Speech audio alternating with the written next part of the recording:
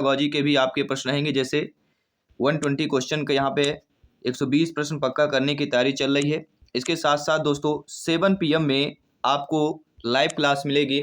इसके साथ साथ दोस्तों लेटेस्ट अपडेट के लिए, शिक्षक भर्ती अपडेट के लिए आप लोग टेलीग्राम ग्रुप्स, इंस्टाग्राम पे, फेसबुक पेज को अवश्य फॉलो कर लीजिएगा। इसके साथ साथ शुरुआत करेंगे प्रैक्टिस सेट के पहले प्रश्न के साथ, जो पेडागोजी का प्रश्न है कि सामाजिक अध्ययन के शिक्षण में सबसे महत्वपूर्ण सहायक साधन कौन सा है? व्याख्यान, श्रव्यदर्श, कार्य निर्धारण या वाद विवाद की बात कर रहे हैं। सभी कमेंट कीजिएगा। सामाजिक अध्ययन के शिक्षण में सबसे महत्वपूर्ण जो है सहायक साधन कौन सा हो जाता है? तो वह हो जाता है दोस्तों सामाजिक विज्ञान में श्रव्य और दृश्य, दिखाई देना और सुनाई देना, क्योंकि इसकी सहायता से ही शिक्षण कार्य करने से अभ्यर्थी उसे आसानी से समझ लेता है और उसे क्या है लंबे समय तक वह याद भी रख पाता है। दूसरा कि शैक्षिक क्षेत्र में पाठचर्या का तात्पर्य क्या होता है? पढ़ाने का तरीका, मूल्यांकन प्रक्रिया, विद्यालय का संपूर्ण कार्यक्रम या कक्षा में प्रयुक्त हेतु विषय सामग्री। तो शैक्षिक क्षेत्र में पाठचर्या का तात्पर्य क्या होता है? पाठचर्या का तात्पर्य होता है विद्यालय का संपूर्ण कार्यक्रम होता है। शैक्षिक क्षेत्र में पाठचर्या का तात्पर्य विद्यालय के संपूर्ण कार्यक्रम से होता है। विद्यालय की समस्त पूरी जो गतिविधियां होती हैं इसी में शामिल होती हैं। इसके बाद जो है तीसरा प्रश्न है कि सामाजिक विज्ञान विषय में TLM प्रयुक्त नहीं होता है। चुंबकीय कंपास, ग्लोब, मानचित्र या नेपियर पट्टी की बात कर रहे हैं। तो सामाजिक विज्ञान विषय में TLM प्रयुक्त नहीं होता है। क्या प्रयुक्त नहीं होता है? सभी बताइए। चुंबकीय कंपास, ग्लोब, मानचित्र ये तीनों प्रयुक्त होते हैं, लेकिन नेपियर पट्टी यह प्रयोग आपके सामाजिक विज्ञान में TLM में नहीं होता है। इसके साथ अगला जो प्रश्न दिया गया कि निम्न में से किस जलवायु प्रदेश में एस्किमो पाए जाते हैं? क्या वह टुंड्रा प्रदेश है, भूमध्य रेखीय प्रदेश है, भूमध्य सागरीय प्रदेश है या पश्चिमी यूरोपीय प्रदेश की बात कर रहे हैं? सभी कमेंट कीजिएगा मेरे प्यारे प्यारे भाइयों की, प्यारी प्यारी बहनें, गृहिणी जिनका सपना है टीटी एग्जाम को फतेह करना, 101% सिलेक्शन पाना। निम्न में से किस जलवायु में प्रदेश एस्किमो पाए जाते हैं? तो वह जलवायु प्रजाति tundra Pradesh. First option is the right answer. इसके बाद हम बात कर रहे हैं आपके अगले प्रश्न की तरफ। निम्नलिखित में से किसने विश्व के प्राकृतिक प्रदेशों की योजना को सर्वप्रथम प्रतिपादित किया? क्या वह आपके हम्बोल्ट, हेटनर, हॉटस्टोन या हर्बर्टसन की बात कर रहे हैं? ये बता देता हूँ, ये MPPSC लेवल के प्रश्न हैं, ये ध्यान दीजिएगा, क्योंकि MPPSC में NCERT बेस्ड क्वेश्चन पूछे जाते हैं। चाहे पटवारी की बात करें, MPPSC की बात करें, इसलिए वर्ग 2 के लिए संभावित प्रश्न हो सकता है कि विश्व के प्राकृतिक प्रदेशों की योजना का सर्वप्रथम प्रतिपादित किसने किया? सभी लोग बताइए। तो राइट ऑप्शन आ चुका है और वह दोस्तों हो जाएगा हर्बर्टसन ने किया था। डी ऑप्शन यहाँ पे सही हो जाएगा। अगला, विश्व पर्यावरण दिवस कब मनाया जाता है? तो विश्व पर्यावरण दिवस सभी लोग जानते हैं, सिंपल सी बात है। विश्व पर्यावरण दिवस कब मनाया जाता है? 5 जून को मनाया जाता है। विश्व पर्यावरण दिवस 5 जून को मनाया जाता है, वर्ल्ड एनवायरनमेंट डे। और इससे संबंधित भी कई सारे प्रश्न हमारे होते हैं। देखिए, पहले क्या होता था दोस्तों कि पर्यावरण दिवस पर भारत की पूर्व जो प्रधानमंत्री रही हमारी इंदिरा गांधी जी, इन्होंने भारत के प्राकृतिक और पर्यावरण के प्रति चिंताओं को जाहिर किया था, चिंता उन्होंने किया था। तो इसी सम्मेलन में संयुक्त राष्ट्र पर्यावरण कार्यक्रम, जिसे हम UNEP कहते हैं, इसकी नींव रखी गई थी। और हर साल 5 जून को विश्व पर्यावरण दिवस मनाए जाने का संकल्प लिया गया था। तो इंदिरा गांधी की बात आती है, इसमें किसका नाम आता है? इंदिरा गांधी का। प्रधानमंत्री जो इंदिरा गांधी रही हैं उनका जिक्र होता है। अगला प्रश्न देखिएगा, विश्व में सर्वाधिक अवसाद ढोने वाली नदी है? अमेजन, नील, ब्रह्मपुत्र या गंगा की बात करेंगे? सभी लोग बताइए। विश्व में सर्वाधिक अवसाद ढोने वाली नदी, ध्यान दीजिएगा, एक एक क्वेश्चन दोस्तों इंपॉर्टेंट है, एक एक आपका प्रश्न इंपॉर्टेंट है, इसलिए किसी भी प्रश्न को आपको मिस बिल्कुल नहीं करना है। तो हम यहाँ पे किस नदी की बात करेंगे? विश्व में सर्वाधिक अवसाद ढोने वाली नदी कहलाती है, वह आपकी ब्रह्मपुत्र नदी कहलाती है। C option is the right answer. अगला प्रश्न है, निम्न में से कौन सा शांत ज्वालामुखी का उदाहरण है? जी हाँ दोस्तों, शांत ज्वालामुखी का उदाहरण है, क्या वह किलिमंजारो है, विशुवियम है, क्राकाटोवा है या स्ट्राम्बोली है? अगर आपको पता है तो आपको कमेंट करना बहुत ज़रूरी हो जाता है। जी हाँ दोस्तों, अगर आप कमेंट करते हैं तो हमें भी खुशी मिलती है कि चलिए आप लोग कमेंट कर रहे हैं, फीडबैक कर रहे हैं एक सपोर्ट के तौर पर। तो यहाँ पे जो दिया गया है किलिमंजारो, किलिमंजारो ये कहाँ पर है दोस्तों? अफ्रीका पर है। और एक आता है आपका पोपा, शांत ज्वालामुखी पोपा भी आता है, पोपा म्यांमार का है। और देवमंद भी आता है, देववंद ये कहाँ का है? देवबंद ईरान का है। और एक और आता है, वह आता है चिम्बाराजो। क्या दोस्तों? चिम्बाराजो, ये कहाँ का है? चिम्बाराजो दक्षिण अमेरिका का है। तो यहाँ पे हमारा किलिमंजारो हो जाएगा, ठीक है, जो कि अफ्रीका की बात कर रहे हैं। अगला प्रश्न है, मूल्यांकन संबंधित है, मूल्यांकन किससे संबंधित हो जाता है? छात्रों के कौशल के विकास से, छात्रों की उपलब्धियों से, छात्रों की रुचि से, छात्रों के गुणों से? सभी बताइए, मूल्यांकन का संबंधित किससे हो जाता है? तो मूल्यांकन का जो संबंध हो जाता है वह आपके किससे हो जाता है? छात्रों के कौशल के विकास से हो जाता है। अगला प्रश्न देखिएगा, कक्षा शिक्षण होना चाहिए, सघन होना चाहिए, एक तरफा, परस्पर संवाद या सरल रूप में होना चाहिए? तो कक्षा शिक्षण कैसा होना चाहिए? तो कक्षा का जो शिक्षण है परस्पर संवाद के रूप में होना चाहिए, क्योंकि संवाद में बातें होती हैं, विद्यार्थी अपने विचार प्रकट करते हैं, ठीक है, उनको मौका मिलता है बातें करने का। ऑपरेशन फ्लड संबंधित है, आपने नाम सुना होगा ऑपरेशन फ्लड। तो ऑपरेशन जो फ्लड है यह किससे संबंधित हो जाता है? ऑपरेशन फ्लड दुग्ध उत्पादन से संबंधित हो जाता है। और इसके सूत्रधार कौन है? तो जब भी दुग्ध उत्पादन ऑपरेशन फ्लड की बात की जाती है तो डॉक्टर वर्गीज कुरियन का नाम आता है। किसका नाम आता है? डॉक्टर वर्गीज कुरियन, ये ध्यान दीजिएगा।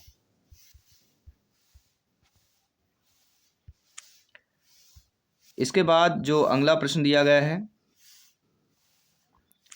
कि पृथ्वी की आंतरिक संरचना में क्रोड का निर्माण निम्न में से किन तत्वों द्वारा हुआ है? सिलिका एवं एल्युमिनियम, सिलिका एवं मैग्नीशियम, लोहे एवं निकेल या सिलिका एवं लोहा?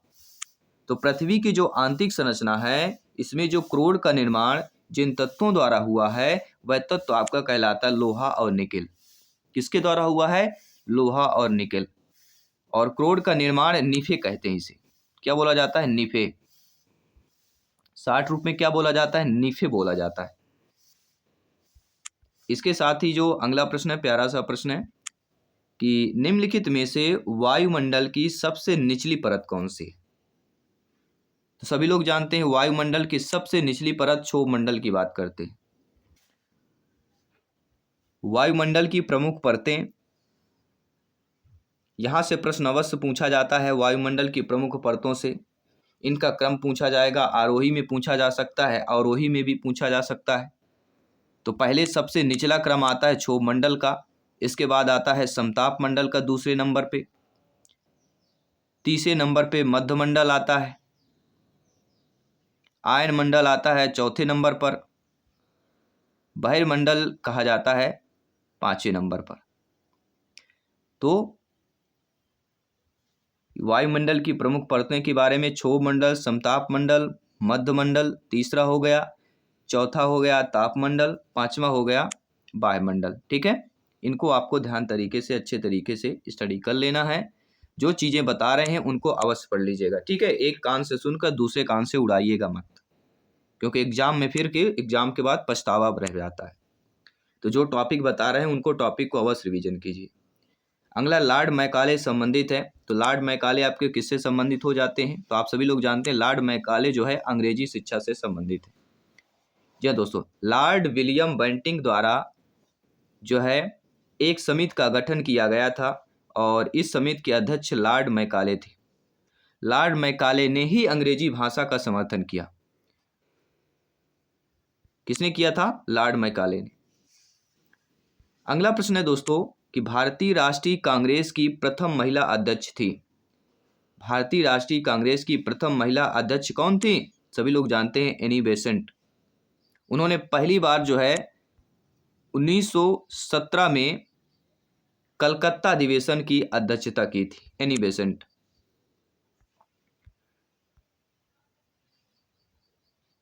अगला प्रश्न है भारतीय इतिहास में स्वर्णयुग किस काल को कहा गया है? मौर्य काल, वैदिक काल, गुप्त काल या वर्धन काल को कहा गया है? तो भारतीय इतिहास में स्वर्णयुग काल को क्या कहा गया है? तो भारतीय इतिहास में स्वर्णयुग काल को गुप्त काल कहा गया है। C option is the right answer. Delhi के लाल किले में मोती मस्जिद का निर्माण किया था अकबर ने, जहांगीर ने, शाहजहां ने या औरंगजेब ने किया था? तो दिल्ली के लाल किले में मोती मस्जिद का निर्माण किसने किया? औरंगजेब ने किया था। और दिल्ली का लाल किला अगर आता है, मोती मस्जिद का तो औरंगजेब ने किया, लेकिन अगर दिल्ली का लाल किला पूछा जाता है या जामा मस्जिद, तो शाहजहां ने किया। जामा मस्जिद आएगा या लाल किला आएगा तो शाहजहां आएगा, लेकिन मोती मस्जिद अगर पूछा जाता है तो वह फिर आपका औरंगजेब आ जाएगा। अगला, सिकंदर लोदी ने किस नगर की स्थापना की थी? इलाहाबाद, सिकंदराबाद, कानपुर या आगरा नगर की स्थापना की थी? तो आप सभी लोग भावी अध्यापक अध्यापिकाएं हैं, शिक्षक बंधु है, आप भली भांति जानते हैं, समझते हैं सिकंदर लोदी ने जिस नगर की स्थापना की थी वह आपका आगरा है। उसने अपनी राजधानी जो है 1506 ईस्वी में बनाया था। कब बनाया था? 1506 ईस्वी में बनाया था। पृथ्वी और चंद्रमा के मध्य की दूरी लगभग कितनी मानी गई है? सभी लोग बताइए। पृथ्वी और चंद्रमा के मध्य की दूरी लगभग है तो 3,84,400 किलोमीटर, यानी यह दूरी पृथ्वी के व्यास का 30 गुना। पृथ्वी के व्यास का कितना है? 30 गुना है। और यह पृथ्वी की परिक्रमा कब कर लेती है? चंद्रमा जो है, चंद्रमा पृथ्वी की परिक्रमा कितने दिनों में कर लेती है? 27 दिन 6 घंटे में पूरा कर लेती है। यह भी ध्यान देना बहुत जरूरी हो जाता है। निम्न में से भारत की कौन सी नदी एक विभ्रंश घाटी से होकर बहती है? गंगा नदी, नर्मदा नदी, कावेरी नदी या कृष्णा नदी? सभी लोग बताइए। भारत की कौन सी नदी एक विभ्रंश घाटी से होकर बहती है?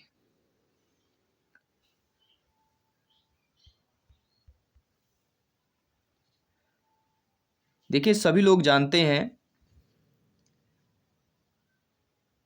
कि नर्मदा नदी या जो है विभ्रंश घाटी से होकर बहती है और ये डेल्टा नहीं बनाती है। ये भी ध्यान दीजिएगा, नर्मदा नदी एक ऐसी नदी जो डेल्टा नहीं बनाती। क्या बनाती है? एस्चुरी बनाती है। नर्मदा नदी क्या बनाती है? वह आपका एस्चुरी बनाती है, डेल्टा न होके एस्चुरी बनाती है। भारत की नर्मदा नदी हो गई, आपकी तापी नदी हो गई, दामोदर नदियाँ हो गई, ये तीनों क्या है? भ्रंश घाटी प्रवाहित होती है। और नर्मदा और जो तापी नदी है ये कहाँ पर गिरती है? आपके अरब सागर में गिरती है। लेकिन जो आपका दामोदर नदी है, दामोदर नदी क्या होती है? हुगली नदी में मिल जाती है। और दामोदर नदी को ही बंगाल का शोक कहा जाता है। क्या है? बंगाल का शोक किसे कहा जाता है? दामोदर। अगला प्रश्न देखिएगा, रामकृष्ण मिशन की स्थापना किसने की? रामकृष्ण मिशन की स्थापना स्वामी विवेकानंद की बात करते हैं। इसके बाद है कि आज़ाद हिंद फौज के सैनिकों पर चली मुकदमे की पैरवी करने वाले दल की अध्यक्षता किसने की थी? जी हाँ दोस्तों, आज़ाद हिंद फौज के सैनिकों पर चली जो मुकदमे की पैरवी थी, उसको करने वाले दल की अध्यक्षता कौन थी? तो वह थे दोस्तों भूला भाई देसाई। आज़ाद हिंद फौज के सैनिकों पर लाल किले में मुकदमा चला था। कब चला था? 1945 ईस्वी की बात है। इस मुकदमे में जवाहरलाल नेहरू, टीबी सप्रू, काटजू जैसे वकील भी शामिल थे, लेकिन इस पैनल की अध्यक्षता भूला भाई देसाई ने की थी। अगला प्रश्न देखिएगा, जो कि बहुत ही इंपॉर्टेंट प्रश्न है। वक्राकार ईंट सिंधु सभ्यता में कहाँ से मिली है? कालीबंगा, लोथल, चंदूदड़ो या हड़प्पा की बात करेंगे तो वक्राकार ईंटें सिंधु सभ्यता में कहाँ से मिली है? तो वह कहला जाती है आपके चन्हूदड़ों में। जी हाँ, वक्राकार ईंटें जो है चन्हूदड़ों में से प्राप्त हुई है। और कालीबंग से जोता हुआ खेत, लोथल से गोदीवाड़ा और हड़प्पा से जो है आपका क्या प्राप्त हुआ है? अन्नागार के साक्ष्य मिले हैं। इसके बाद जो अगला प्रश्न है कि वर्ष 1959 में पंचायती राज के किन राज्यों ने सर्वप्रथम लागू किया? जी हाँ, पंचायती राज 1959 में पंचायती राज सर्वप्रथम किन राज्यों ने लागू किया था? तो वह थे राजस्थान और आंध्र प्रदेश। जी हाँ दोस्तों, 1959 में भारत में पंचायती राज की शुरुआत हुई। तो पहली बात तो ये जान लीजिए, पंचायती राज भारत में कब शुरुआत हुई? 1959 में हुई, जिसमें शुरुआत में राजस्थान और आंध्र प्रदेश से की गई थी। बाद में आपके 73वें संविधान संशोधन द्वारा इसे कानूनी मान्यता दी गई। कानूनी मान्यता किसके द्वारा दी गई? भारत के 73वें संविधान संशोधन के द्वारा। कौन निर्णय करता है कि कोई विधेयक धन विधेयक नहीं है या नहीं? है या नहीं?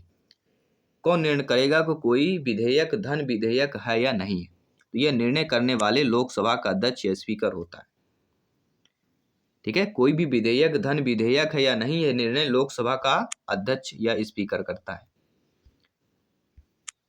सभी भारतीयों को मतदान का अधिकार होना चाहिए, चाहे उनका सामाजिक आर्थिक स्तर कुछ भी हो। यह विचार किसका था? तो यह विचार था आपके डॉक्टर भीमराव अंबेडकर जी का, क्योंकि सामाजिक आर्थिक स्थिति को बराबर रखने वाले डॉक्टर भीमराव अंबेडकर जी हैं। संवैधानिक सरकार का अर्थ क्या होता है? संवैधानिक सरकार का अर्थ होता है संविधान की शर्तों के अनुसार सरकार, कानून के अनुसार सरकार, लोकतांत्रिक सरकार, अर्थात उपरोक्त सभी की बात करेंगे। अगला है कि राज्यसभा के कितने सदस्यों को राष्ट्रपति जो है मनोनीत करते हैं? तो 12 सदस्यों को मनोनीत किया जाता है। और लोकसभा में 2 सदस्यों का। राज्यसभा में मनोनीत व्यक्ति जो है समाज सेवा, साहित्य विज्ञान से हो सकते हैं, कला खेल के विशेष हो सकते हैं, ठीक है, या व्यवहारिक अनुभव वाले हो सकते हैं। ठीक है, तो राज्यसभा में राष्ट्रपति द्वारा 12 सदस्यों का मनोनीत किया जाता है। और लोकसभा में कितने? 2 सदस्यों का। लोकसभा में 2 और राज्यसभा में 12। निम्नलिखित में से किसने शिक्षा के एक महान केंद्र विक्रमशिला महावीर का निर्माण करवाया था? विक्रमशिला महावीर का निर्माण जो है आपके धर्मपाल जी ने करवाया था। कालीबंगा किस राज्य में है? तो कालीबंगा किस राज्य में है? सभी लोग बताइए, सभी लोग फीडबैक कीजिए। कालीबंगा किस राज्य में है?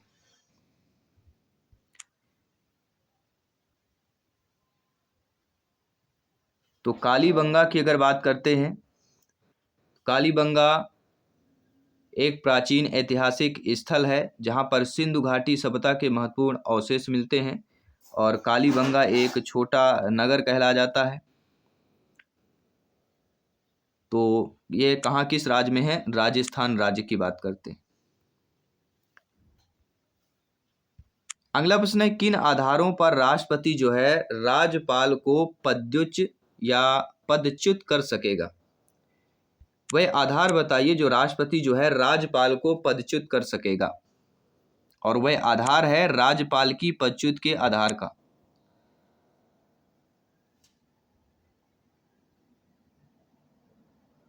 D option is the right answer हो जाएगा। आप सभी लोग जानते हैं संविधान के अनुच्छेद 156(3) के अनुसार राज्यपाल राष्ट्रपति के प्रसाद पर्यंत पद धारण करेगा, अर्थात उसे राष्ट्रपति द्वारा जो है 5 वर्ष के पहले पदच्युत किया जा सकता है और इसका अधिकार है विषय में संविधान में मौन दिया गया है, इसका अधिकार मौन दिया गया है 156(3) के तहत। अगला प्रश्न है कि राज्य विधानसभा की अधिकतम सदस्य संख्या कितनी होती है। राज्य विधानसभा की अधिकतम संख्या की बात करेंगे 500। अगला है डॉक्टर भीमराव अंबेडकर ने निम्न में से कौन से अधिकारों को संविधान का हृदय और आत्मा कहा। तो वह कहला जाता है संवैधानिक उपचारों का अधिकार। डॉक्टर भीमराव अंबेडकर जी ने संविधान के अनुच्छेद 32 में संवैधानिक उपचारों के अधिकार को संविधान का हृदय और आत्मा कहा। किसकी बात करेंगे, अनुच्छेद 32। अगला है सोनालिका किस फसल की प्रजाति कहलाती है। तो सोनालिका आपके गेहूं के फसल की प्रजाति कहलाती है। बाजरा के लिए बीज दर क्या है। तो बाजरा के लिए जो बीज दर होता है वह 4 किलोग्राम प्रति हेक्टेयर होता है। सिंचाई की किस विधि में सर्वाधिक पानी की बचत होती है। तो सिंचाई की टपक सिंचाई विधि में। जी हाँ, टपक सिंचाई विधि में सर्वाधिक पानी की बचत होती है, क्योंकि इस विधि में पौधे की जड़ों में बूंद बूंद पानी दिया जाता है और अक्सर गन्ने की खेती में ऐसा किया जाता है। गेहूं की प्रथम क्रांतिक अवस्था है। गेहूं की जो प्रथम क्रांतिक अवस्था कौन सी कहलाती है। कल्ले निकलना। क्या निकलता है, कल्ले निकलना क्रांतिक अवस्था कहलाती है। मृदा विज्ञान की वह शाखा जिसमें मृदा का अध्ययन पादप वृद्धि के लिए दृष्टिकोण से किया जाता है उसे क्या कहते हैं। तो मृदा विज्ञान की वह शाखा जिसमें मृदा का अध्ययन पादप वृद्धि के दृष्टिकोण में किया जाता है उसे क्या कहते हैं, उसे ही इडेफोलॉजी कहते हैं। D option is the right answer. इसके बाद जो अगला प्रश्न है कि वाक और अभिव्यक्ति की स्वतंत्रता असीमित नहीं है, इस पर कब जो है प्रतिबंध लगाया जा सकता है। तो वाक और अभिव्यक्ति की स्वतंत्रता असीमित नहीं है, इस पर जो है कब प्रतिबंध लगाया जा सकता है। इस पर दोस्तों प्रतिबंध लगाया जा सकता है आपके राष्ट्र की एकता एवं अखंडता के पक्ष पर, संसद और न्यायालय की अवमानना या मनहानि के पक्ष पर, लोक व्यवस्था, शिष्टाचार एवं सदाचार के पक्ष पर, यानी उपरोक्त सभी आधारों पर जो है, इन तीनों आधारों पर जो है आपके वाक और अभिव्यक्ति की स्वतंत्रता असीमित नहीं है। इस पर कब प्रतिबंध लगाया जा सकता है, तीनों आधारों पर प्रतिबंध लगाया जा सकता है। अगला कि कौन सा विषय राज्य सूची में उल्लेखित नहीं है।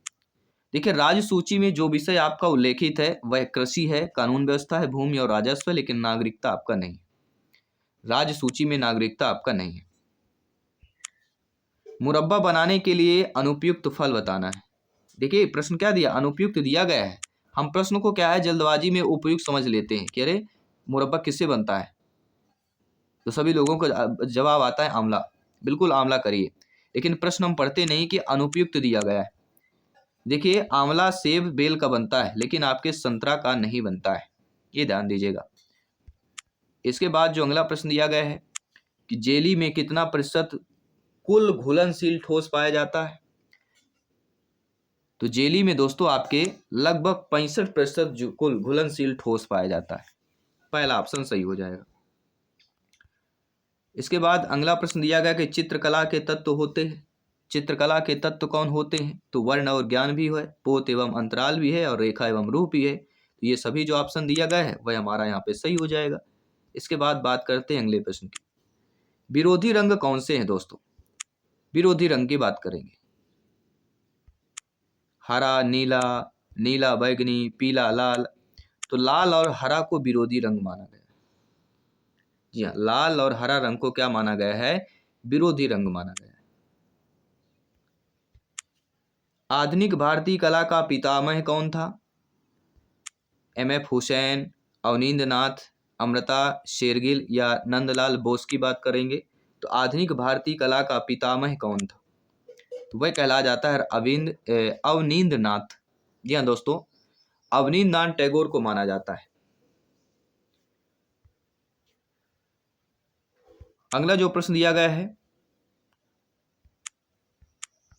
कि कालानुक्रम के अनुसार सही क्रम बताना है।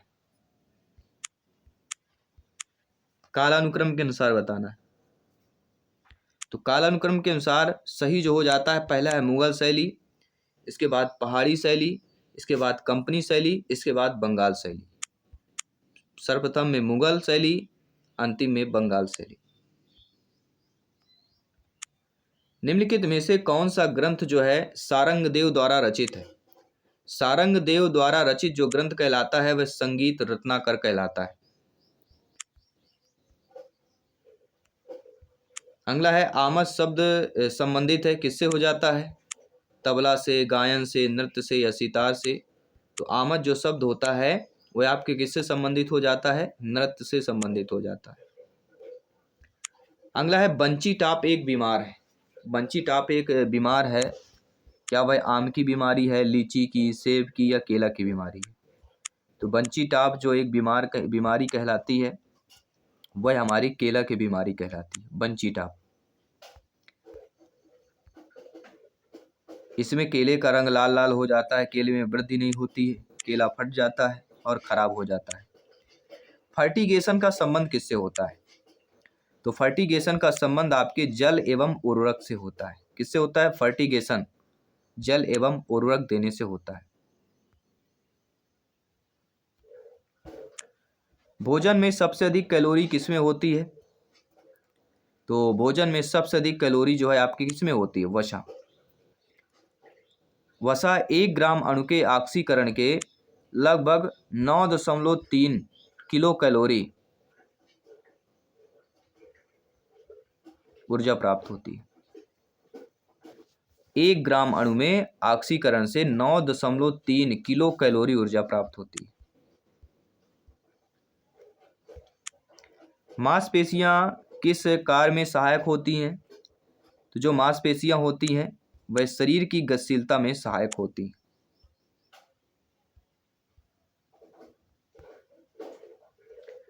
अगला प्रश्न दिया गया है कि मनुष्य को व्यायाम कब करना चाहिए?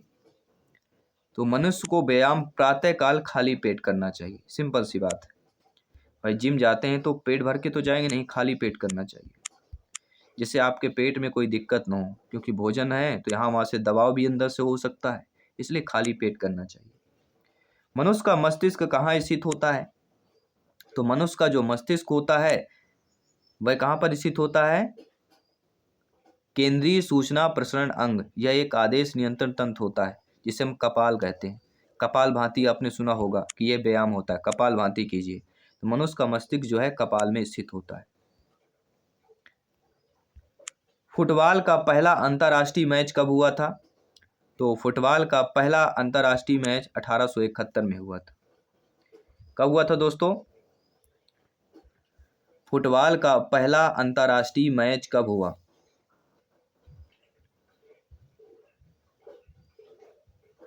तो 1871 की बात करते हैं, यानी लगभग 144-45 साल पहले की बात कर रहे हैं। और काफ़ी बार ये पूछा गया है।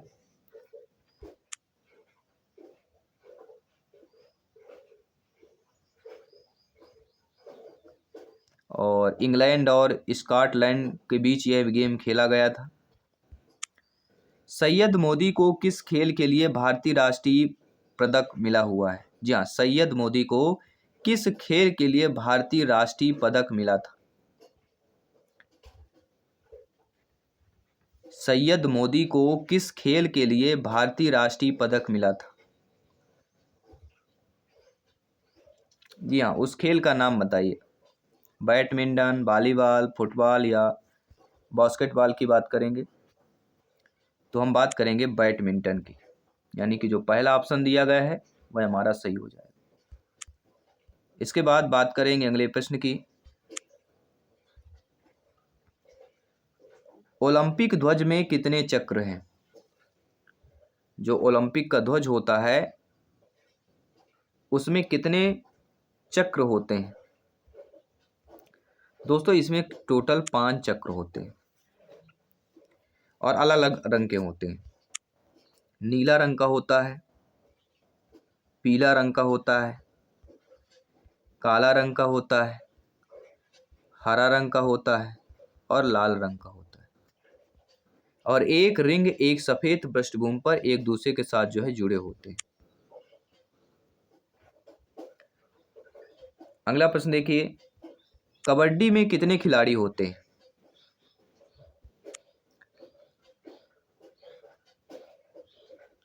तो टोटल कबड्डी में 12 खिलाड़ी होते हैं, जिसमें से 7 जो होते हैं वह कोर्ट होता है, और 5 खिलाड़ी जो होते हैं वह आपके रिजर्व खिलाड़ी होते हैं।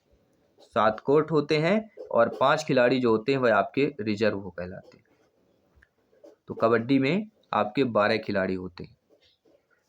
7 जो कोर्ट मतलब विरोधी टीम के साथ खेलते हैं, और 5 खिलाड़ी जो है रिजर्व रखा जाता है। और कबड्डी का मैच आमतौर पर जो है दोस्तों 40 मिनट का होता है। प्रत्येक 20 मिनट में एक बीच में क्या होता है, टाइम आउट होता है। 20-20 मिनट के 2 होते हैं, और सिक्के के टास्क के साथ होती है। विजेता जो टास्क जीतता है वह पहले रेड करना चाहता है या डिफेंड करना चाहता है, वो उसका होता है। जैसे क्रिकेट में कि कौन बैटिंग करेगा फील्डिंग करेगा, उसमें भी कबड्डी में रेड और डिफेंड होता है। इसके बाद जो अगला प्रश्न है कि राग पीलू किस वर्ग में आता है? शुद्ध, संकीर्ण या ए व बी दोनों, या किसी में नहीं। राग पीलू किस वर्ग में आता है? एनसीईआरटी का बेस्ट क्वेश्चन है, आपके स्क्रीन पर है। तो राग पीलू को अगर बात करते हैं तो संकीर्ण की बात की जाती है। इसके बाद 60वां प्रश्न आपके स्क्रीन पर है कि किसका उपनाम गलत है? वाजिद अली अख्तर पिया, शामता प्रसाद मिश्र गुदई महाराज, महबूबा खां दरस पिया, इनायत हुसैन प्राण पिया।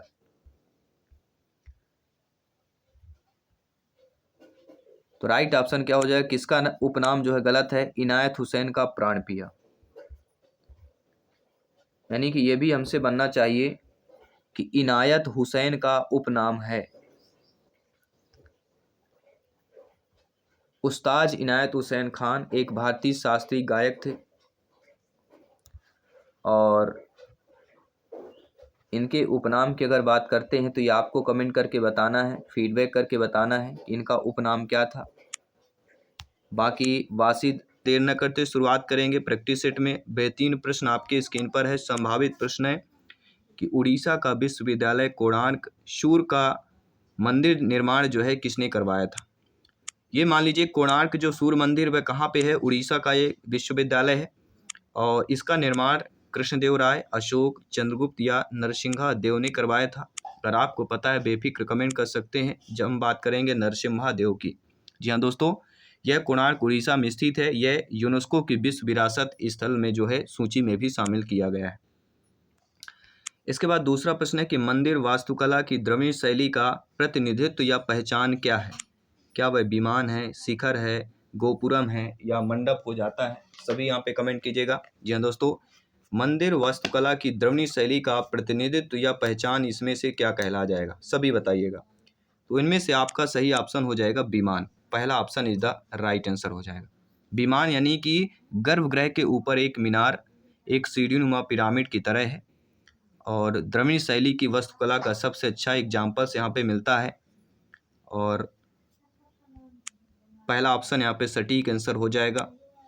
इसके बाद है महाबलीपुरम स्थित एकाश्मी शैल मंदिर का प्रसिद्ध नाम क्या है? रथ है, प्रसाद है, मटिका है, या गंधकुटी की बात करें? तो महाबलीपुरम स्थित एकाश्मी शैल मंदिर का जो प्रसिद्ध नाम कहला जाता है वह आपका कौन सा कहला जाता है? रथ कहला जाता है। जी हाँ दोस्तों, महाबलीपुरम स्थित एकाश्मी शैल मंदिर का प्रसिद्ध नाम जो है रथ मंदिर है।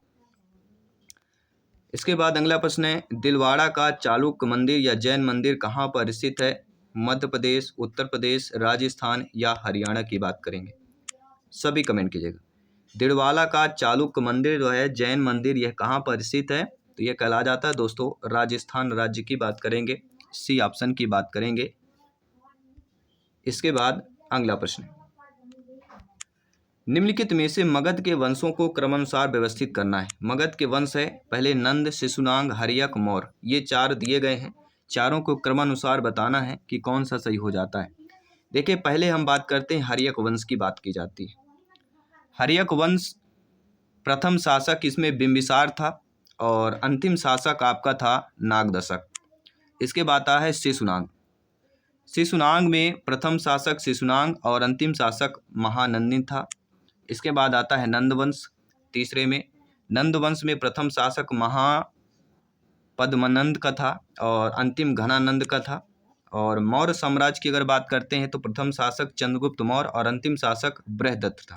कौन था? बृहदत्त था। तो यहाँ पे सी ऑप्शन जो दिया गया है 4, सेकंड, फर्स्ट एवं थर्ड।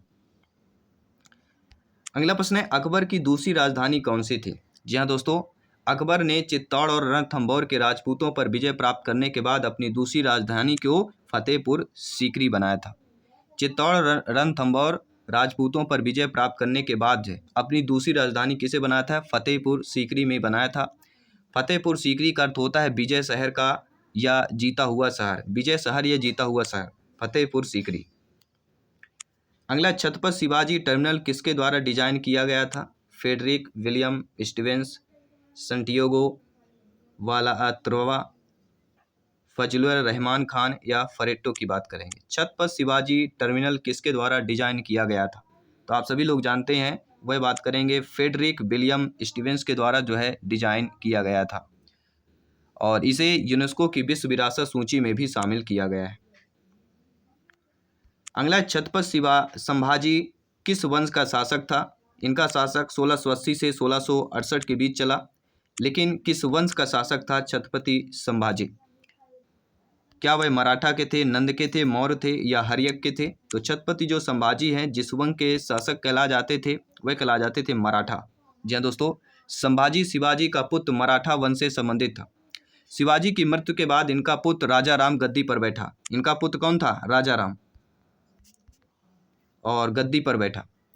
संभाजी राजा राम को गद्दी से उतार कर 1680 को सिंहासन रूढ़ हुआ और इसने एक उत्तर भारतीय ब्राह्मण कवि कलश को प्रशासन का सर्वोच्च अधिकारी नियुक्त किया था। किसको? कलश को किया गया था।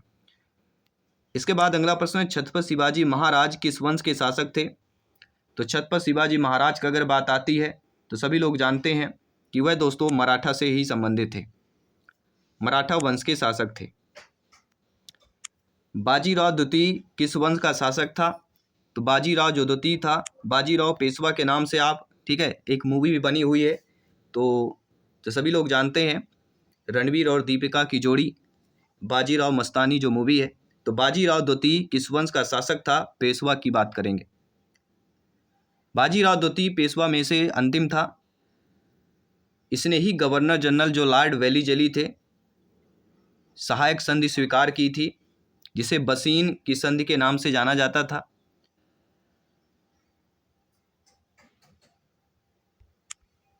अगला जो प्रश्न दिया गया है और भी इंटरेस्टेड प्रश्न दिया गया है, महात्मा गांधी 1915 में से भारत वापस आए थे। दक्षिण अफ्रीका से, इंग्लैंड से, अमेरिका से या रूस से भारत वापस आए थे। तो महात्मा गांधी 1915 में जो है भारत में वापस आए थे, तो किस देश से वापस आए थे? तो वे कहला जाते हैं दक्षिण Africa, south Africa. Mahatma Gandhi ji 1915 ईस्वी में दक्षिण अफ्रीका से भारत आए थे और इसी तिथि के उपलक्ष्य में 2001 में जो है प्रवासी भारतीय दिवस हर वर्ष जो है 9 से 11 जनवरी को मनाया जाता है। कब? 2001 में प्रवासी दिवस 9 से 11 जनवरी, ये ध्यान दीजिएगा।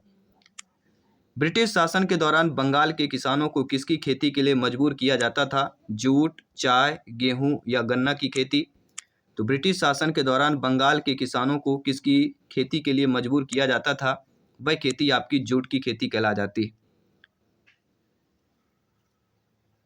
और जूट को गोल्डन फाइबर के नाम से जाना जाता है। किसका? दोस्तों ये भी जान लीजिए, जूट को गोल्डन फाइबर के नाम से जाना जाता है। अगर गोल्डन फाइबर आए तो जूट ऑप्शन करना है। बांडुंग सम्मेलन इतिहास में मील पत्थर साबित हुआ। गठबंधन आंदोलन, इंडोनेशिया चीन संबंध, यूएस वियतनाम युद्ध या ASEAN गठन की बात करेंगे। तो बांडुंग सम्मेलन इतिहास में मील पत्थर का जो साबित हुआ था वह आपको कहला जाता है इंडोनेशिया चीन संबंध की बात करेंगे और अप्रैल 1955 की बात करेंगे। इसके बाद अगला प्रश्न है, सन बहुत इंपॉर्टेंट है हिस्ट्री के चैप्टर में, सामाजिक विज्ञान में ये इंपॉर्टेंट है। निम्नलिखित में से कौन जो है महान संगीतकार जो राज्य का शासक भी था? तो जो महान संगीतकार राज्य के शासक भी था वह कहा जाता है स्वती तिरुनल। ब्रिटिश भारत के ट्रावनकोर का महाराजा स्वती तिरुनल राणा वर्मा था। स्वती तिरुनल राणा वर्मा, ये ध्यान दीजिएगा।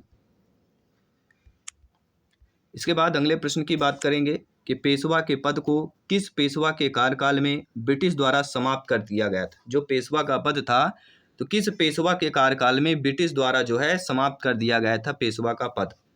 तो वह दोस्तों है बाजीराव द्वितीय के बाद। पेशवा जो मराठा प्रशासन के 8 मंत्रियों का समूह हुआ करता था, इसमें से प्रमुख हुआ करता था पेशवा, और पेशवा पद को ब्रिटिश द्वारा बाजीराव द्वितीय के शासनकाल में फिर समाप्त कर दिया गया। पेशवा पद को ही समाप्त कर दिया गया। किस चार्टर अधिनियम के द्वारा ईस्ट इंडिया कंपनी के चीन के साथ व्यापारिक एकाधिकार को समाप्त कर दिया गया? किस चार्टर अधिनियम की बात करेंगे? तो 1813 ईस्वी के चार्टर अधिनियम की बात करेंगे। जी हाँ दोस्तों, 1813 ईस्वी के चार्टर अधिनियम के तहत ईस्ट इंडिया कंपनी तथा चीन व चाय के साथ व्यापार पर कंपनी का अधिकार बने रहने दिया था और व्यापार के एकाधिकार को समाप्त कर दिया गया था। अगला प्रश्न है, महासंघ का विचार सर्वप्रथम प्रस्तावित किया गया था? किसके द्वारा प्रस्तावित किया गया था? तो नेहरू रिपोर्ट 1928 के अकॉर्डिंग, परंतु मुस्लिम लीग के द्वारा यह अस्वीकार किया गया था। ठीक है, मुस्लिम लीग के द्वारा अस्वीकार किया गया था, लेकिन महासंघ का विचार जो है वह नेहरू रिपोर्ट 1928 की बात करेंगे। और महासंघ का विचार सर्वप्रथम मोतीलाल नेहरू ने किया था। नेहरू रिपोर्ट इसी के नाम से जाना जाता है, मोतीलाल नेहरू। 1784 का पिट्स इंडिया एक्ट क्या था दोस्तों? 1784 का जो पिट्स इंडिया एक्ट कहला जाता है वह हमारा कहला जाता है विनियमन अधिनियम, जिसे हम रेगुलेटिंग एक्ट की बात करते हैं। बी ऑप्शन यहाँ पे सही हो जाएगा। अगला, दिल्ली में केंद्रीय सचिवालय के उत्तरी और दक्षिणी ब्लॉक का वास्तुकार कौन था? Sir Edward Lutyens, Herbert Baker, Robert Russell या एंटोनिन रेमंड की बात करेंगे। तो दिल्ली में केंद्रीय सचिवालय के उत्तरी और दक्षिणी ब्लॉक का जो वास्तुकार कहला जाता था वह कौन सा कहला जाता था? तो वह हमारा दोस्तों सर एडवर्ड लुटियंस की बात करते हैं। अगला प्रश्न है, निम्नलिखित में से भारत का कौन सा स्थल है स्मारक जो यूनेस्को के विश्व विरासत स्थल सूची में नहीं है? देखिए, एलोरा की गुफा है, कुतुब मीनार है, मानस वन्यजीव अभयारण्य है, लेकिन काशी विश्वनाथ मंदिर जो है यह स्मारक स्थल यूनेस्को के विश्व विरासत में शामिल नहीं है। देखिए, एलोरा की गुफा जो है यूनेस्को की अगर बात करते हैं तो 1983 में जो है शामिल किया गया था। कुतुब मीनार को 1993 में विरासत में शामिल किया गया। तो एलोरा का 1983 में, कुतुब मीनार को 1993 में शामिल किया गया था यूनेस्को के द्वारा। पृथ्वी पर सबसे अधिक तप्त या गर्म स्थान कौन सा कहला जाता है? तो पृथ्वी पर सबसे गर्म और सबसे तप्त स्थान जो कहला जाता है वह हमारा कहला जाता है अल अजिया लीबिया। विश्व में सबसे अधिक तापमान अल अजिया की बात करते हैं 1922 में 57 से लेकर 58 डिग्री रिकॉर्ड किया गया था, जो अब तक पृथ्वी का दर्ज में सबसे अधिक तापमान माना जाता है। लेकिन 2012 में विश्व मौसम संगठन द्वारा की गई घोषणा के अनुसार विश्व में सबसे अधिक जो तापमान है वह 1913 में किया गया था।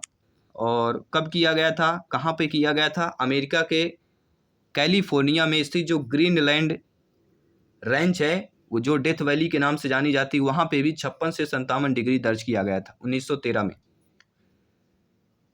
तो 1922 में भी अल्जिया में 57-58 किया गया था, ये भी ध्यान देना है। निम्नलिखित में से देशों में से किस देश में कोई भी खनिज निक्षेप नहीं है? तो ऐसा देश जिनमें कोई भी खनिज निक्षेप ना हो वह देश आपका कौन सा कहला जाता है? वह कहला जाता है स्विट्जरलैंड। जी हाँ दोस्तों, स्विट्जरलैंड एक ऐसा देश है जहाँ पर अधिक जंगल, पर्वत, झील सारे ही चीज़ें पाए जाते हैं जो खनिज संसाधन के लिए उपयुक्त नहीं है। अगला प्रश्न है, किस प्रकार के वन मुख्यतः शैवालों तथा काई से बने होते हैं? टैंगा वन, टुंड्रा वन, समशीतोष्ण वन, उष्णकटिबंधीय वन। तो जब भी देखिए शैवाल और काई से जो बने हमारे मुख्यतः प्रकार के वन कहला जाते हैं वह हमारा टुंड्रा वन कहला जाता है। टुंड्रा वन जो होता है यह शैवालों और काई से बना होता है। यह एक बायोम कहलाता है। क्या कौन सा कहलाता है? बायोम कहलाता है। और टुंड्रा शब्द कहाँ से आया है? फिनिश भाषा से आया है। टुंड्रा जो प्रदेश है 3 प्रकार के होते हैं, एक आर्कटिक टुंड्रा, अल्पाइन टुंड्रा और अंटार्कटिक टुंड्रा। ठीक है, आर्कटिक, अल्पाइन और अंटार्कटिक, ये तीनों टुंड्रा की बात करते हैं। दोस्तों ज्वारीय वन को क्या कहा जाता है? सदाबहार वन, मानसून वन, शंकुवर्षी वन या मैग्रो वन की बात करेंगे तो ज्वारीय वन को क्या कहा जाता है? आप सभी लोग जानते हैं, ज्वारीय वन अर्थात मैग्रो वन की बात करेंगे। जी हाँ दोस्तों, उष्ण एवं उपोष्ण कटिबंधीय समुद्र तटीय क्षेत्रों में पाए जाने वाले वृक्ष सहने की अधिक क्षमता होती है। लवणीय जल को सहने की अधिक क्षमता होती है, इसे मैग्रो वन कहते हैं। ये पौधे एक्चुरी, डेल्टा, खाड़ी द्वीपों पर पाए जाते हैं। इन्हें ज्वारीय वन भी कहा जाता है। तो ज्वारीय वन को मैग्रो वन की बात करेंगे। तो दोनों चीज़ें आपकी क्लियर हो चुकी हैं। दोस्तों पृथ्वी के भूखंड पर उष्णकटिबंधीय वनों के विस्तार का क्या प्रतिशत है? 7, 12, 25 या 17% है। तो आप सभी लोग जानते हैं, ज्ञानी सर्व व्याख्याता लोग हैं, भावी अध्यापक अध्यापिका हैं जायसवाल सर, आप सभी का अभिनंदन स्वागत करते हैं। दोस्तों पृथ्वी के भूखंड पर उष्णकटिबंधीय वनों के विस्तार का जो प्रतिशत कहला जाता है वह आपका 7% कहला जाता है। जी हाँ दोस्तों, पहला ऑप्शन सही हो जाएगा। अगला प्रश्न है, दीव एक क्या है? दोस्तों दीव एक द्वीप है। यह दमन से हटकर है, गोवा से हटकर, गुजरात से हटकर, महाराष्ट्र के हटकर पूछा जा रहा है। थोड़ा डिफिकल्ट प्रश्न पूछा जा रहा है, क्योंकि हम प्रश्न यह पढ़ते हैं कि दीव एक द्वीप कहाँ पर है, लेकिन यह पूछा जा रहा है किससे हटकर है। ये और इम्पोर्टेंट क्वेश्चन हो जाता है। तो ये दोस्तों गुजरात से हटकर है। भौगोलिक दृष्टि से दीव जो है कठियावाड़ प्रायद्वीप के दक्षिण सिरे पर स्थित एक छोटा सा द्वीप कहला जाता है। यह खंबात की खाड़ी में बैरावल पत्तन के निकट है, लेकिन गुजरात से हटकर है। अगला जो प्रश्न दिया गया है कि निम्न में से किसको भारत की श्रिम्प राजधानी कहा जाता है? मैंगलोर, नागपट्टनम, नेल्लोर या कोच्चि की बात करेंगे। तो भारत की श्रिम्प राजधानी किसे कहा जाता है? और वह कहा जाता है नेल्लोर। जी हाँ दोस्तों, नेल्लोर शहर आंध्र प्रदेश में पेन्ना नदी के किनारे पर स्थित है और इसकी राजधानी जो है आपकी नेल्लोर की बात की जाती है। भारत की श्रिम्प। अगला है, भारतीय मानक समय किस रेखांश पर अपनाया गया है? तो भारतीय मानक जो समय है जिस रेखांश पर अपनाया गया है वह रेखांश आपका कौन सा कहला जाता है? वह कहला जाता है 82-5 ईस्ट रेखांश। भारत का मानक समय इलाहाबाद के निकट जो मिर्जापुर से गुजरने वाली 80-5 डिग्री सेल्सियस पूर्वी देशांतर से 80-5 रेखांश को माना जाता है, जो ग्रीनविच समय से 5.30 घंटा आगे है। और आपके समय में दिखा होता ग्रीनविच 5:30 प्लस। ये जब समय आप अंकित करते हैं मोबाइल घड़ी में या किसी घड़ी में तो आपका ये चीज़ें ऑलरेडी दी होती, इसलिए बी ऑप्शन यहाँ पे सही हो जाएगा। भारतीय तटरेखा की लंबाई लगभग कितनी मानी गई है? 4900, 5700, 7500 या 8300 किलोमीटर आंकी गई है, मानी गई है। तो भारतीय तटरेखा की लंबाई लगभग जो है कितनी मानी गई है? तो आप सभी लोग जानते हैं 7500 किलोमीटर जो है मानी गई है। और भारत के मुख्य स्थल खंड में सहारे भारत की समुद्री सीमा की जो गहराई है वह 6100 पाई गई है, लेकिन अंडमान निकोबार और लक्षद्वीप की तट रेखा को समाहित करने के बाद 7516 किलोमीटर लंबी हो गई, इसलिए 7500 किलोमीटर की बात करेंगे। भारत में विशालतम समुद्र तट कहाँ पर स्थित है? केरल, गोवा, तमिलनाडु या पश्चिम बंगाल में? तो भारत में जो विशालतम समुद्र तट स्थित हो जाता है वह आपके कहाँ पर स्थित हो जाता है? सभी लोग जानते हैं, तमिलनाडु की बात करेंगे। जी हाँ दोस्तों, 13 किलोमीटर लंबा समुद्री तट चेन्नई तमिलनाडु में है। कितना है सबसे ज़्यादा? 13 किलोमीटर, नोट कर लीजिएगा। अगर आता है किलोमीटर में पूछा जाएगा तो 13 kilometre is the right answer कर लेना है। नो डाउट सारी चीज़ें क्लियर हो चुकी हैं। बात करेंगे अगले प्रश्न की। चुंबी घाटी किस राज्य में स्थित है? क्या वह सिक्किम है, हिमाचल प्रदेश है, कश्मीर है या उत्तराखंड की बात करेंगे। तो चुंबी घाटी किस राज्य में स्थित है? आप सभी जानते हैं वह चुंबी घाटी आपके कहाँ पर है? सिक्किम की बात करेंगे। सिक्किम राज्य में यह लगी है चुंगी घाटी। इसके अतिरिक्त इसकी सीमा भूटान और तिब्बत से भी लगी है, लेकिन सिक्किम राज्य की बात करेंगे। पश्चिम बंगाल में रानीगंज का संबंध किससे है? जी हाँ, पश्चिम बंगाल में एक रानीगंज है, इसका संबंध किससे है? कोयला क्षेत्र से है या कह सकते हैं लौह अयस्क से, मैग्नीज से या कॉपर से हो जाता है। तो रानीगंज का जो संबंध हो जाता है वह आपके पश्चिम बंगाल में किससे हो जाता है? वह दोस्तों आपके कोयला क्षेत्रों से हो जाता है। जो देश का सबसे महत्वपूर्ण एक बड़ा कोयला क्षेत्र माना जाता है, और इस क्षेत्र का देश का जो है लगभग कह सकते हैं 35% कोयला प्राप्त होता है। जी हाँ, पश्चिम बंगाल के रानीगंज से देश का 35% कोयला यहीं से प्राप्त होता है। निम्नलिखित मिलान करना है आपका।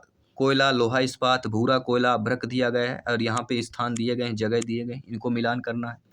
देखिए जो हजारीबाग है, हजारीबाग जो प्रसिद्ध है किसके लिए है? आपके अभ्रक के लिए प्रसिद्ध है। नेवेली जो प्रसिद्ध कहला जाता है वह भूरा कोयला के लिए प्रसिद्ध हो जाता है। झरिया को कहला जाता है, वह झरिया किसके लिए है? कोयला के लिए प्रसिद्ध है। और राउर केला की अगर बात करते हैं तो वह लोहा के लिए प्रसिद्ध है। एक बार और रिपीट करूंगा, हजारीबाग अभ्रक के लिए, नवेली भूरा कोयला के लिए, झरिया हो गया कोयला के लिए, और राउर केला लोहा इस्पात। ध्यान दीजिएगा। तो यहाँ पे जो बी ऑप्शन दिया गया है, फर्स्ट डी, सेकंड सी, थर्ड का ए और फोर्थ का बी। दोस्तों तीस्ता और दिहांग नदियों के बीच आने वाले हिमालय के भाग को हिमालय कहा जाता है। नेपाल हिमालय, कश्मीर हिमालय, असम हिमालय या जम्मू हिमालय। तो तीस्ता और दिहांग नदियों के बीच आने वाले हिमालय के भाग को किस हिमालय कहा जाता है? तो वह कहा जाता है असम। जी हाँ दोस्तों, तीस्ता और दिहांग नदियों के बीच आने वाला हिमालय के भाग को असम हिमालय कहा जाता है। C option is the right answer. निम्नलिखित में से किसको सह्याद्री पर्वतमाला भी कहा जाता है? पूर्वी घाटी, पश्चिमी घाट, शिवालिक पहाड़ियाँ या विंध्य पर्वत की बात करेंगे। तो इनमें से जो है किसको सह्याद्री पर्वतमाला कहा जाता है? तो आप सभी लोग जानते हैं वह आप पश्चिमी घाट की बात करते हैं। जी हाँ दोस्तों, दक्कन के पठार का पश्चिमी किनारा जो भ्रंशन है के कारण ही सीधा और खड़ी ढाल वाला है, जो पश्चिमी घाट बनाता है। और पश्चिमी घाट के कई नाम होते हैं, जैसे सह्याद्री पर्वत, नीलगिरी और कार्डेमम की बात करते हैं। इसके बाद अगला कि लाभ के नवाचार सिद्धांत को किसने प्रतिपादित किया? जे.ए. Schumpeter, PA. सैमुएल्सन, एल्फ्रेड मार्शल या डेविड रिकार्डो की बात करेंगे। तो लाभ के नवाचार सिद्धांतों को किसने जो है प्रतिपादित किया है? तो हम बात करेंगे जे.ए. शुम्पीटर की बात करेंगे। सभी जानते हैं जे.ए. शुम्पीटर ने 1934 में लाभ का नवाचार सिद्धांत दिया, और इनका कहना था कि उद्यमी मूल्य निर्माण गतिविधियों को जन्म देने की अपनी हैसियत की आय से चक्राकार प्रवाह को विकसित करता है। 1934। अगला जो प्रश्न है और भी इंटरेस्टेड हो जाता है कि इनमें से कौन सा बैंक अपने शुरुआती समय में शाही बैंक, इंपीरियल बैंक के नाम से भी जाना जाता है? भारतीय रिजर्व बैंक, भारतीय state bank, union bank of India, Punjab national bank. इन बैंकों से संबंधित आएगा जरूर प्रश्न, ये ध्यान दीजिएगा। आपके आयकर से संबंधित प्रश्न आ सकता है, ये टॉपिक है बैंक या आयकर से जरूर प्रश्न आएगा। इन टॉपिक को अवश्य क्लियर कर लीजिएगा। बैंक अपने शुरुआती समय में शाही बैंक या जिसे इंपीरियल बैंक कहा जाता है अपने नाम से जाना जाता था। तो वह दोस्तों भारतीय स्टेट बैंक के नाम से जाना जाता था। इंपीरियल बैंक ऑफ इंडिया की स्थापना 1921 में की गई थी। ये आपके औपनिवेशिक भारत का सबसे बड़ा व्यावसायिक बैंक था, लेकिन इसके बाद 1955 में इसका राष्ट्रीयकरण करके भारतीय स्टेट बैंक किया गया। कब किया गया था भारतीय स्टेट बैंक? 1955 में। कौन से 3 वर्ष योजना अवकाश के नाम से जाने जाते हैं? 3 वर्ष योजना अवकाश के नाम से, तो वह कहला जाता है 1966 से 69। जी हाँ दोस्तों, ये योजना अवकाश यह समय जब पंचवर्षीय योजना किसी कारणवश बाधित हो जाए। योजना अवकाश 1965 में भारत पाकिस्तान युद्ध के समय जो है लागू हुआ था। भारत पाकिस्तान युद्ध कब हुआ? 1965। इनमें से कौन सी समिति बैंकिंग सुधार से जुड़ी हुई है? एल.सी. गुप्ता, नरसिम्हम, चक्रवर्ती, केलकर। जब भी देखिए ऐसी समिति जो बैंकिंग सुधार से बात की जाती है तो वह आपके नरसिंघम समिति जुड़ी हुई है। नरसिंघम समिति की अगर बात करते हैं 1991 में पहली नरसिंघम समिति की स्थापना की गई थी, जिसे बैंकों में सुधार और वित्तीय समावेशन पर टिप्पणी की गई। लेकिन इस पर दूसरा भाई सुधार किया गया है। दूसरा जो सुधार है 1998 में दूसरी नरसिंघम समिति की स्थापना की गई थी। तो पहले 1991 में, बाद में 1998 में की गई। यदि एक वस्तु की नकारात्मक आय, लोच और मांग की सकारात्मक मूल्य स्थिरता हो तो वह गिफिन वस्तु है, समान वस्तु है, निम्नतर वस्तु है या उच्चतर वस्तु हो जाती है। तो जब एक वस्तु की नकारात्मक आय, लोच और मांग की सकारात्मक मूल्य स्थिरता हो जाती है तो वह आपकी गिफिन वस्तु कहला जाती है। गिफिन वस्तुएं वे वस्तुएं होती हैं जो कि विलासितापूर्ण वस्तुओं के नज़दीक होती हैं, क्योंकि इनके मूल्य जो होते हैं उच्च सामाजिक स्थिति का प्रदर्शन करते हैं। जब उपभोक्ता कम कमाते हैं तो उस समय में गिफिन वस्तुएं नहीं खरीद पाते हैं। भारतीय संविधान के अनुच्छेद 27 के तहत किसी विशिष्ट धर्म की अभिवृद्धि के लिए कोई कर अदा करने के लिए बाध्य नहीं किया जाएगा, यह संदर्भित है संघ सरकार की, राज्य सरकार की, राज्य की नीति निषेधक तत्वों की, भारतीय नागरिकों के मूल अधिकारों की। तो भारतीय संविधान के अनुच्छेद 27 के तहत किसी विशिष्ट धर्म की अभिवृद्धि के लिए कोई कर अदा करने के लिए बाध्य नहीं किया जाएगा, यह किसको संदर्भित करता है? यह दोस्तों भारतीय नागरिकों के मूल अधिकार को जो है संदर्भित करता है। D option is the right answer. निम्न में से किस अनुच्छेद में अल्पसंख्यकों के हितों का प्रावधान किया गया? 14, 19, 32 या 29 की बात करें तो किस अनुच्छेद में अल्पसंख्यकों के हितों का जो है प्रावधान किया गया है? वह अनुच्छेद कौन सा कहला जाता है? वह अनुच्छेद दोस्तों कौन सा कहला जाएगा? सभी बताइए। तो वह अनुच्छेद 29 होता है दोस्तों। जब भी अल्पसंख्यकों के हितों की बात की जाती है, अनुच्छेद 29 की बात की जाती है। इसके अंतर्गत भारतीय क्षेत्र के नागरिकों को जिसकी अपनी विशेष भाषा, लिपि, संस्कृति है, उसे बनाए रखने का अधिकार है। अनुच्छेद 29। भारतीय संविधान में अल्पसंख्यकों को मान्यता किस आधार पर जो है प्रदान की गई है? धर्म के आधार पर, जाति के आधार पर, कुल जनसंख्या समुदाय के अनुपात के आधार पर या रंग के आधार पर की गई है? तो भारतीय संविधान में अल्पसंख्यकों की मान्यता जो है जिस आधार पर की गई है वह आधार है धर्म। जी हाँ, भारतीय संविधान में अनुच्छेद 30 के अनुसार अल्पसंख्यक वर्ग को अल्पसंख्यक की मान्यता धर्म और भाषा के आधार पर की गई। किससे? धर्म और भाषा के आधार पर। सभी अल्पसंख्यक वर्ग को अपनी रुचि की शिक्षा संस्था की स्थापना और प्रशासन करने का अधिकार है। भारतीय संविधान के अनुच्छेद 31A के अनुसार संपदाओं आदि के अर्जन के लिए उपलब्ध कराने वाली विधियों की व्यावृत्ति संदर्भित करती है, तो वह कहला जाती है मूल अधिकार। देखिए दोस्तों, संविधान से मुझे लग रहा है 8 से 10 प्रश्न बन रहे हैं अनुच्छेद और संविधान से। ध्यान दीजिएगा, टॉपिक बहुत इंपॉर्टेंट है, बहुत बड़ा है और काफ़ी ये विरल है। इनको समझ पाना थोड़ा कठिन है, इसलिए इस टॉपिक से ज़्यादा प्रश्न बनेंगे। ध्यान दीजिएगा, तो ये टॉपिक क्लियर कर लीजिएगा। हो सके आप कमेंट करिए, तो इससे जो इंपॉर्टेंट क्वेश्चन है 100-200 क्वेश्चन जरूर हम मैराथन क्लास चलाएंगे, तो आप कमेंट बॉक्स में अवश्य बताइएगा। उच्च न्यायालय के न्यायाधीश किस आयु तक अपने पद पर बने रहते हैं? 65 वर्ष, 62 वर्ष, 70 वर्ष या कोई आयु सीमा नहीं है? तो उच्च न्यायालय के न्यायाधीश किस आयु तक जो है अपने पद पर बने रह सकते हैं? तो वह कहला जाता है 62 वर्ष। जी हाँ दोस्तों, उच्च न्यायालय के न्यायाधीशों का 62 वर्ष की आयु जो है धारण अपना पद जो है धारण कर सकते हैं। और ये जो संशोधन है ये 15वें संविधान संशोधन 1963 के द्वारा उच्च न्यायालय के न्यायाधीशों को सेवानिवृत्त की आयु 60 वर्ष से बढ़ाकर 62 वर्ष की गई थी। पहले 60 वर्ष थी, लेकिन 15वें संविधान संशोधन किया गया 1963 में, फिर 62 वर्ष किया गया। कब किया गया? 1963 में। भारतीय संविधान के किस अनुच्छेद में मुख्यमंत्री के कर्तव्यों को परिभाषित किया गया है? अनुच्छेद 166, 163, 167, 164। देखिए, जब भी मुख्यमंत्री के कर्तव्यों को परिभाषित की जाती है, अनुच्छेद की बात की जाती है, तो ये आपका हो जाता है अनुच्छेद 167।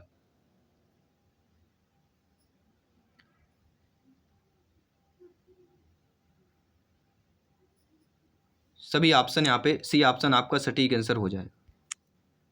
भारत में राज्यों के राज्यपालों की नियुक्ति कौन करता है? भारत का प्रधानमंत्री, मंत्रिपरिषद, सर्वोच्च न्यायालय का न्यायाधीश या भारत का राष्ट्रपति करता है?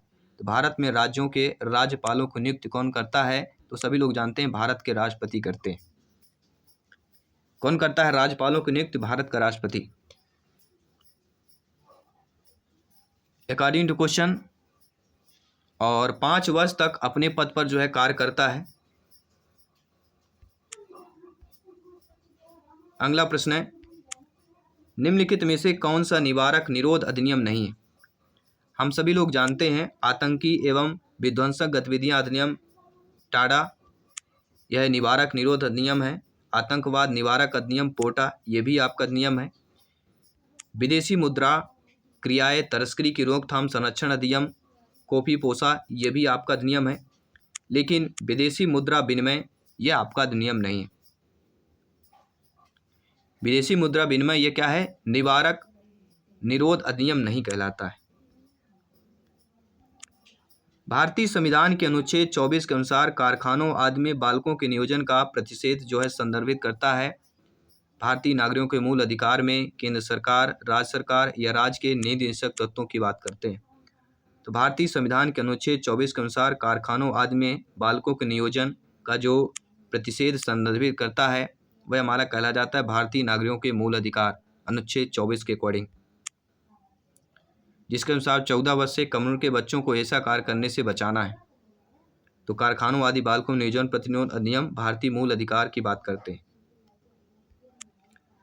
भारतीय संविधान के अनुच्छेद 31B के अनुसार कुछ अधिनियमों और विनियमों का विधिमानकरण का प्रावधान निम्न में से किसके अंतर्गत आता है? राज्य सरकार, केंद्र सरकार, राज्य के नीति निषेधक तत्वों की बात करेंगे, भारतीय नागरिकों के मूल अधिकारों की बात करेंगे। तो भारतीय संविधान के अनुच्छेद 31B के अनुसार कुछ अधिनियम और विनियमों का विधिमानकरण का प्रावधान जो है किसके अंतर्गत आ जाता है? वह दोस्तों आपके भारतीय नागरिकों के मूल अधिकार